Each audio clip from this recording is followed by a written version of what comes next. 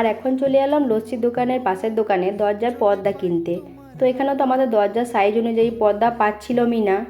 আর কদিন পরেই হচ্ছে আমার বড়দিদির মেয়ের বার্থডে পার্টি, ওই জন্যে ওকে কী দেবো ভাবছিলাম। আর তখনই বর বলল যে চলো ওর জন্য একটা ড্রেস কিনি।